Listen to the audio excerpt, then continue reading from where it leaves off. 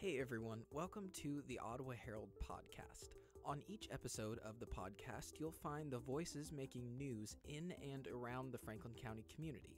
I'm your host, John Jared Hawks, and on this episode, the Ol Marais River Run. How does this famous Ottawa tradition impact the area economically? We talked to John Coen, Scott Byrd, and Ralph Finch for the answers. Guys, thanks for listening. Let's get started. Every year, on the third weekend in September, thousands of car enthusiasts flock to Ottawa for the Ol Marais River Run. This event was started in 1986 by a group of car enthusiasts that now call themselves the Over the Road Gang. What started as an event consisting of 150 entries has now grown to include over 2,000 entries from all corners of the United States. Reflecting on the River Run's growth, one of the founding members, Ralph Finch, said economic considerations played into the group's decision to found the car show. I spoke to Ralph at a picnic hosted by the Over the Road Gang. What is your reaction to the sort of economic boom that the show provides to the community? You know, when we started this thing 31 years ago, that's the reason we did it. We did it to help the city because we grew up, we're born here and raised here. We want to give back to the community. And so, you know, that was one of the reasons that we first started the car show. And that's why you go down to the park now, and it doesn't cost you anything to walk in and look at cars. We just decided, well, we had as nice a park as any place in the country, so we thought it would bring financial stuff back to the community. For help understanding the economic implications of the River Run, I spoke to John Cohen, president of the Ottawa Area Chamber of Commerce. The chamber has a unique vantage point to view the River Run's impact on its members, which include businesses throughout Ottawa. John Cohen, thank you so much for joining us this afternoon. Well, no, I'm glad to be here. Thanks for visiting with me about the Ol Marais River Run. John, I'd like to start us off with kind of a broad question, but does the Ol Marais River Run have an economic impact on the Ottawa community? Oh, it definitely does. When you think about all the people that it brings into the community, specifically for a weekend event that really starts on Friday afternoon with people arriving in town and being here all day Saturday and leaving sometime Sunday. When you think about the dollars that they spend, they need to run to the Dollar General to pick up things. They need to run to Walmart. They have to run to Price Chopper because they need items for their ice chest. I think that even auto parts do an increased business because of parts that are needed for all the cars that come to town. And that's just kind of the basics. But even downtown retail, I know that individuals that work with the car show like to say that all these generally men appreciate this hobby, but they all have wives who they have to allow to go shopping so that they can support their hobby over in the park. So even retail experiences an increase or even, I'm going to say, major bump in economic sales when the car show comes to town. So it's a pretty wide-ranging impact. It's not just a narrow sector of commerce that's affected here in the community. Right. It's narrow in the sense that it's hotel rooms, it's restaurants, it's retail. So that portion of our economic circle definitely experiences a huge uptick on this weekend.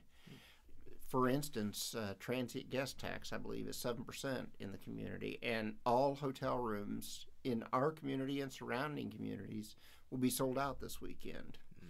So that puts dollars available to our community for convention and tourism dollars that are available to promote this community for future events. John, from your vantage point as the director of the Ottawa Area Chamber of Commerce, how would you characterize the show's continuing impact on local businesses? Is it growing?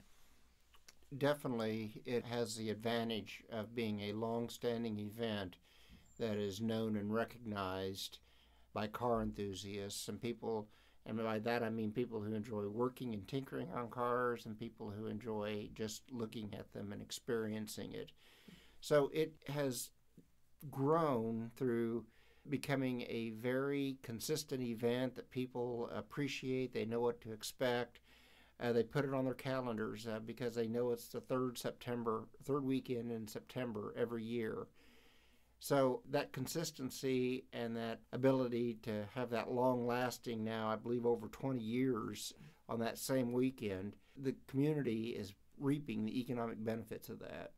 Can you speak to what the business community, if anything, as a whole does to prepare for that influx of people, influx of commerce during that 3-day period? Well, it's safe to say that in terms of like grocery and personal items, businesses that would stock those type of supplies have learned to increase their inventory for the weekend, knowing that there's going to be a high demand. I would say beverage stores and places like that have learned that they're going to have more inventory to handle the amount of increased people in town. Restaurants know they're going to have increased staff to wait tables, and in most instances provide longer hours of service because there's going to be people in town that will take advantage of longer hours, and you want to have the wait staff so that you can turn tabletops in a restaurant. Even in downtown retail, where it might just be generally a single person in a store during a day, they know that in order to service customers, they have to have extra help for those weekends. And right there is just an example. So if they're paying hourly wage and they put on 2 just part-time helpers, if our big box stores put on additional staff to handle the influx, there's more wages that are paid into our economy, and then those dollars are turned around and spent in the future because they've had the opportunity for increased or more salary. Interesting. Interesting to see how that that commerce coming in, it almost generates more than just the commerce, like you say, with employee wages and such. It's the circling effect of the dollar. $1 spent magnifies in a community. It's approximately 7 times. And there again, I didn't look that up, so I'm kind of shooting from the hip on that. But you know, if this dollar spent here, it's respent about 7 times in the community. So you get a magnifying effect of dollars that are brought into the community that are not typically here, but are generated because of this event.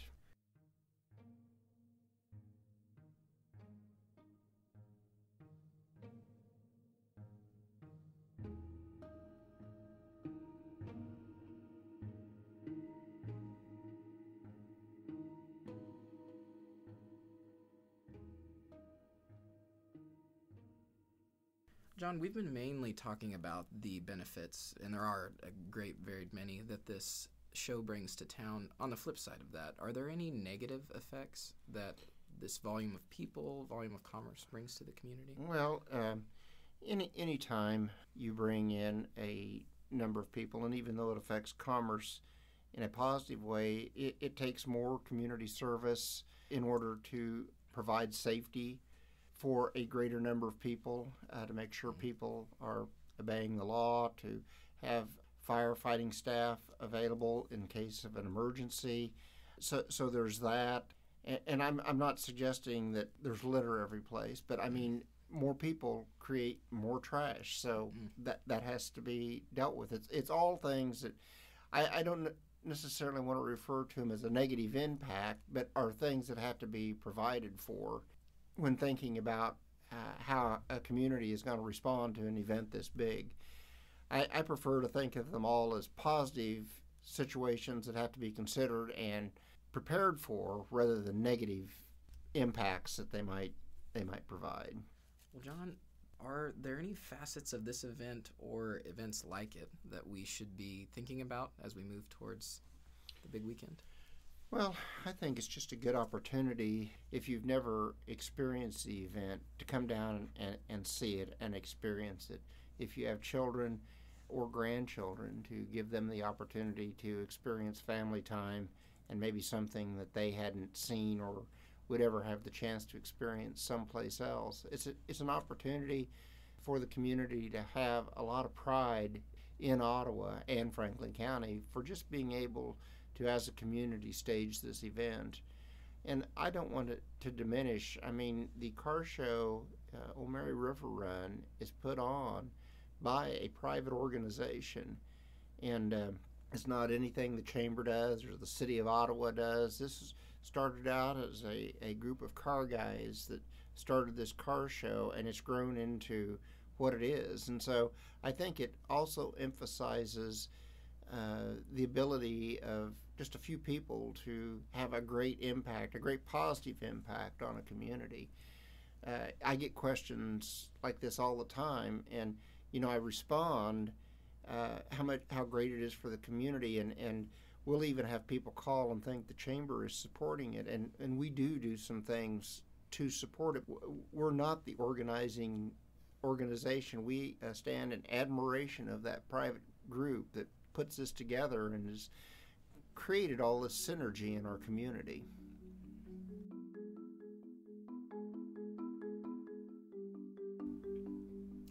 John Cohen, thank you so much for joining us this afternoon. Well, great. Glad to be here.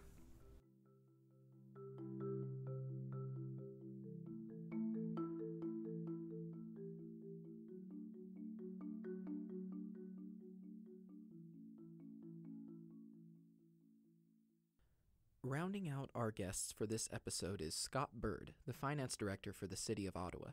Byrd gauges the River Run's economic impact through the lens of sales tax collected by the city. Scott Byrd, thank you so much for joining us this afternoon. It's a pleasure being here.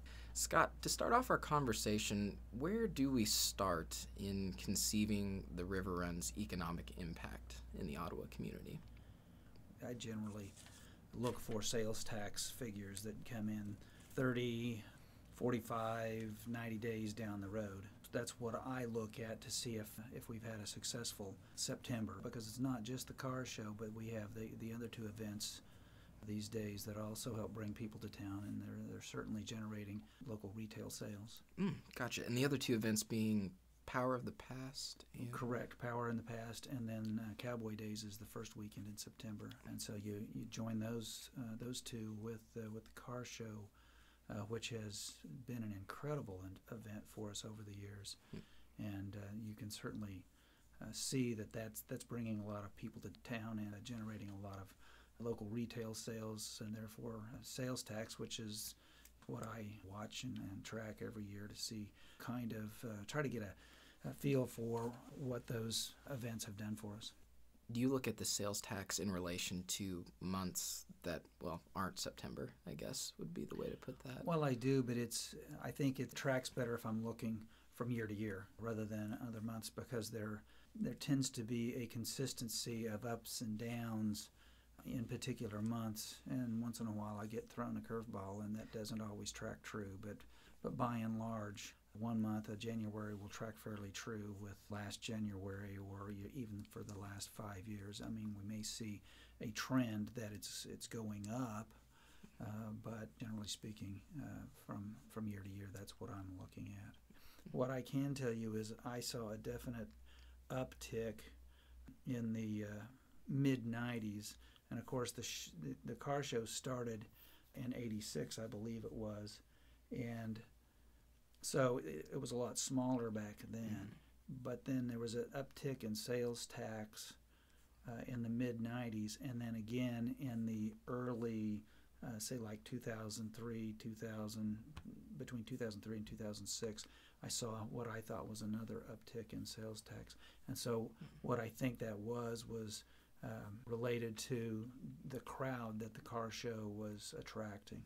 And certainly Cruise Night, I think, has been a huge event for us, because that brings a lot of people into town to walk Main Street, to frequent the downtown businesses, and we have such a wonderful carnival atmosphere going on that evening that I know that has to be assisting the overall economy. Scott Byrd, thank you so much for being on the show today. Thank you, John. It's been a pleasure.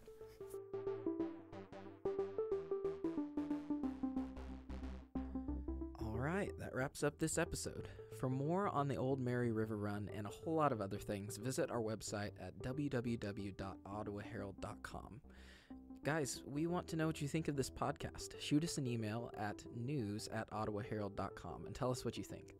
Our theme music for this episode is from freemusicarchive.com. This has been the Ottawa Herald Podcast. I'm your host, John Jared Hawks. See you next time.